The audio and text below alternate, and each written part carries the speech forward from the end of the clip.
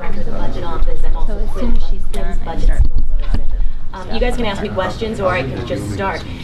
And first of all, I would like to address the visual that we have before us here today. We take a look at jars of ragu, we take a look at pickles. All of these visuals are great, but the facts are each one of these products represents 20,000 teachers that would be fired under this plan, firefighters that would be fired under this plan, police officers that would be fired under this plan, and services for men and women who serve our country. When they come back, there would not be services for them. So this visual is great, but that's what that would represent.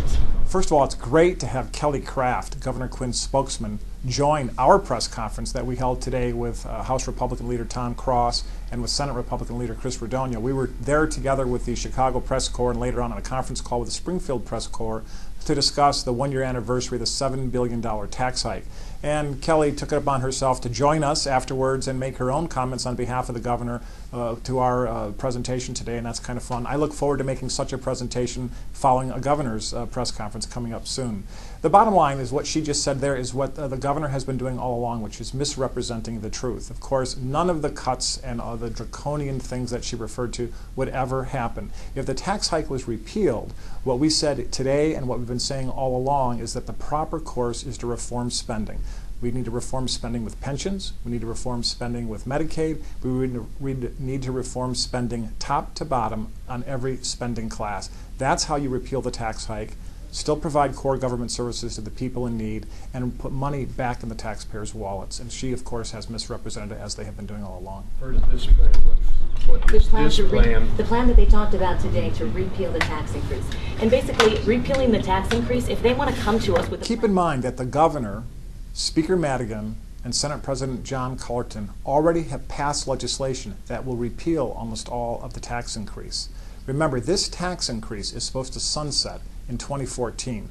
The governor's current budget and current spending plan already put the state on a path to make that automatic repeal, otherwise known as the sunset, all but impossible. So we're for repeal, the governor's for repeal, Speaker Madigan's for repeal, Senate President John Cullerton's for repeal. We simply say repeal it today because it has failed with the data we showed today in terms of jobs. It's failed in terms of its promise to pay down our past due bills.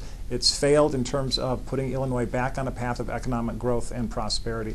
The bottom line is everybody favors repeal, but the governor, combined with Senate President Cullerton and Speaker Madigan, are making spending decisions that are going to make that automatic sunsetting at the end of 2014 all but impossible. That's the point that she should be addressing today. So if they want to come to us with a plan to repeal reality, which the reality we are facing today, decades of fiscal mismanagement that have been created in our state, if they want to come to us with a plan to repeal reality, then we could take the plan seriously.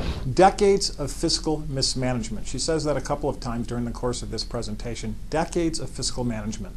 Speaker Mike Madigan has been the most powerful person in the state of Illinois since January of 1983 when he became Speaker of the Illinois House.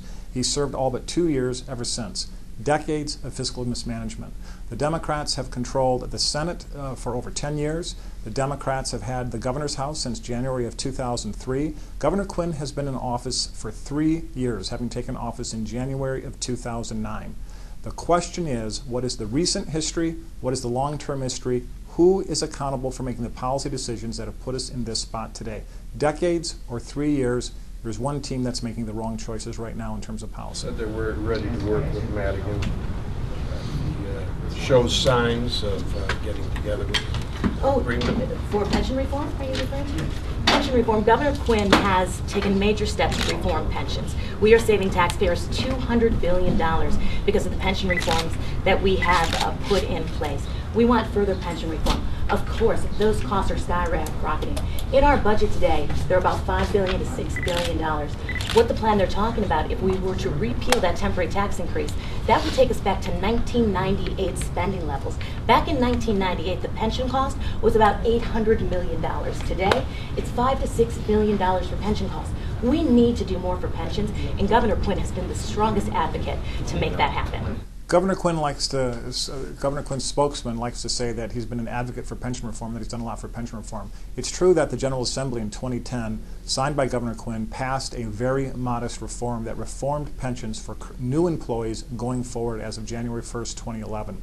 That reform was very marginal at best. The real problem, and where all the money is that's driving the cost escalation, is current employees going forward. One of the favorite things that the Governor and Senate President Coulter like to say is that the benefits currently earned by current employees cannot be changed because of the Illinois Constitution. The Illinois Constitution says that benefits to public employees are contractual right that shall not be diminished. By definition, almost every contract ever written, including those for public employees, have an expiration date. Once that contract expires, the deal starts over. That's the approach a real leader would take in terms of reforming pensions for the state. Governor Quinn has done lip service, wallpapering type of reforms in partnership with the people in charge in Springfield. Workman's comp, health care, education reform, and of course the budget and spending. All of those have not been material reforms, or we wouldn't be in the situation we are today. $7 billion in past due bills, unemployment rising in Illinois up to 10%, fifth worst in the country, while the rest of the country is going down. Our neighboring states are at 8.1% unemployment. 81,000 more people are not working today than were working a year ago before that tax hike passed. So just on the results alone, the tax hike is a failure, and the reforms that they're talking about have not done anything to improve the economic trend line in Illinois. We're funding Sears to keep jobs here. Sears keeps retrenching. Is it possible taxpayer dollars are essentially fueling a job destruction machine? You know, we of course have been following what's been happening with Sears. They were part of our economic and development plan. They are not closing any stores here in Illinois, and that's good news for us. They're closing them around the country. Yes, they are. Not here in Illinois, and that's what we're talking about here today. The bill that Kelly Kraft is referring to, otherwise known as the CME bill, is a bill that had $115 million of special carve-outs for Sears, for CME, for Motorola, and some other companies. $150 million. Let's put that in perspective. When the tax hike passed a year ago today, it was $700 million of the $7 billion was a corporate income tax increase on all corporations paying corporate income taxes. That bill took about 6 to 8 companies and gave them $115 million of that back. That's the very kind of insider deal-making, special carve-outs for those with access to political power that has given Illinois the reputation it has. We have no problem with the people seeking that relief. We understand why CME and the other groups did that. But the point is that real leadership would be to roll back the tax hike for every corporation, not those with access to political power. No other questions? Want me to say anything else? Yeah, you talked. Yeah, you're good to go. Let me think about this for a second. You know, I can tell you this. You know, Governor Quinn, when he came into office, he had the fortitude to address these challenges that have been created over decades of fiscal mismanagement. He could have come into office and put his head into the sand like what has been done for many years in our state. People did not fully fund the pensions. People took pension holidays. Governor Quinn is not doing any of that stuff. He has taken responsibility for these challenges that he was faced with, and he had the fortitude to take action and to take steps to right the wrongs of the past. Under Governor Quinn's leadership, we passed education reform, pension reform, Medicaid reform, workers' compensation reform. These are major reforms that no other state has taken on as Governor Quinn has done. Think about the hubris of that statement. Even if they passed material reforms, and all the reforms she referred to were, as I said earlier, modest reforms at best, fake reforms at worst, even if it were true that those were substantive reforms, the verdict is in. All those reforms that she just referred to have failed. Is Illinois better off today than it was when Governor Quinn came into office? When Speaker Madigan was in charge in January of 2009, as he has been since 1983, and Senate President John Cullerton came into office as Senate President in January of 2009. What's the condition of the state of Illinois then and today?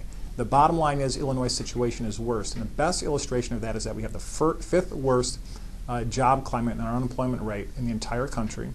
We have the worst Moody's bond rating in the entire country. We pay about $400 million more in interest expenses because we pay a higher rate than everybody else. In a moment, Kelly Kraft is going to talk about we just got the lowest interest rate on the bonds for the capital bill that were just issued since some unbelievable length of time. Of course, that's true because interest rates are low all across the board for everybody, whether it's a mortgage or bonds. The bottom line for taxpayers, and what matters to taxpayers, are we paying an interest premium because of the irresponsibility of the state government? And the answer is yes, and it's about $400 million a year. That's the point that she should be talking about, not the fact that they got a low interest rate. When the rest of the world is getting a lower interest rate, it's a reflection on your creditworthiness that you are not. And also, proof of our success is yesterday's bond sale, when we received the lowest rating in almost 4 decades, lowest interest rate, I should say, in almost 4 decades on any bond issuance of that similar size. That's an accomplishment in our state. Okay, well, I'm not going to keep making things up. I'm not making anything up, but if you guys don't have any questions. We realize that Kelly Kraft was joking around there about making things up, but this is actually a pretty serious time for people. There's hundreds of thousands of people in the state that are out of work. We have the 5th worst unemployment situation. A year ago, the people that are working started paying higher taxes, on average about $1,500 per family, with a simple promise. Raising taxes would have put our fiscal house in order and put our economy back on the track to success and start creating jobs. It's failed. Everything we've shown in our reports today shows that the tax hike has failed. The real question for Governor Quinn and for the people that are in charge in Springfield is, are we going to start making the tough choices to do the real reforms that are needed? Real reforms on pensions, real reforms on Medicaid, real reform on education spending, and especially fairness to the public employees who are depending on those pensions. They've earned those pensions, they may be nearing retirement or already retired. Who should control their retirement? Political decision makers who put us in this financial hole, or should we reform the system so that public employees can regain control of their own destiny and their own retirement? We call for repeal the tax hike today and reform of pensions tomorrow to put us back on the right track.